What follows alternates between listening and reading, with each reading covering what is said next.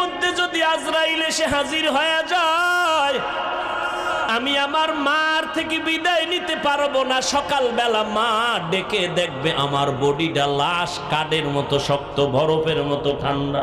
মা একটা চিৎকার দিয়া বলবে, তোরা কই আছো? আয়, আমার বাবাই নাই। আমারে আম্মু বলে কে ডাক দিবে? আমি কার জবানে আম্মু ডাকটা শুনবো? আমার কলিজা ভেঙ্গে চৌচির হয়ে যাবে।